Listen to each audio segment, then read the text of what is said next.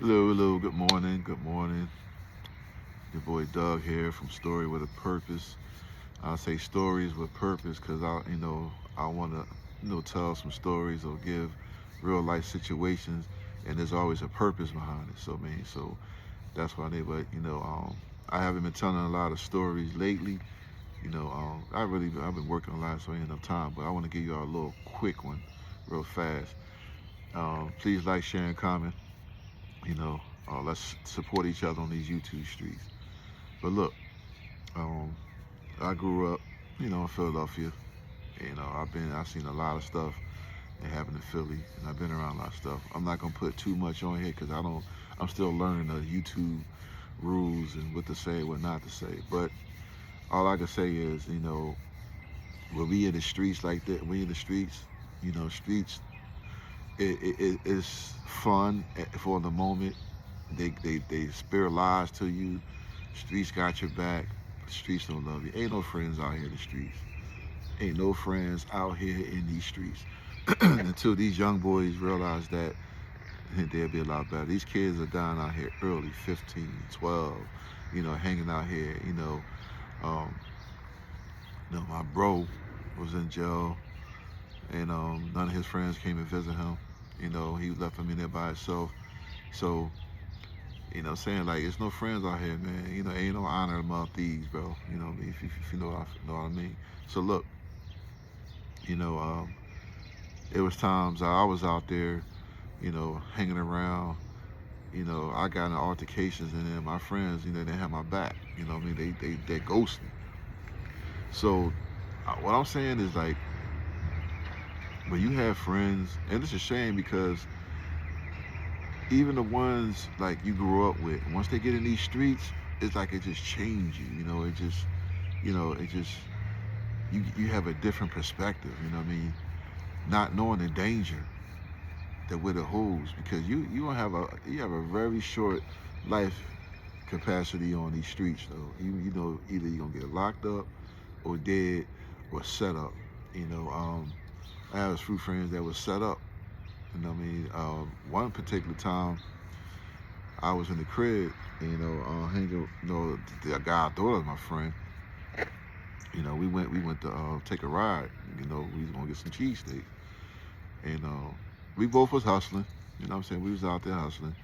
We was, it was one of our chill days, man. We out there go get a steak. Didn't know this dude had some drugs on him. I don't know if I could say that. If I did, sorry YouTube, but had some drugs on him. I didn't know. We usually don't ride around in a car with the stuff on us. Cops pull us over. This dude gets in a panic and run. Leave it in there with me. You know what I mean? So you know how hard it was to convince the police. And the only thing that saved me is that one of our neighbors across the street was the chief of police, and he got it dealt with. You know what I'm saying? So, but like I said, I don't know what you could say on YouTube, but when I got back home and I went to that same friend, you just let me know what you guys would do if somebody would do that to you. You know what I mean? I'm not gonna. I don't know what to say, but you all gonna use your imagination. What happened? You know what I mean? So, I tell you, man, I seen people get unalive. I seen people get beat up. Let me tell you this one time. We sitting outside on on the steps. It's like 20 of us. We just chilling. We all just chilling, playing music. Eating our little chicken wings. With that. I don't know if you guys remember. We used to the Chinese store used to have that iced tea and that lemonade that's so sweet. We had those. So this one dude, man, he was sitting. It was like a fire hydrant, like on a corner.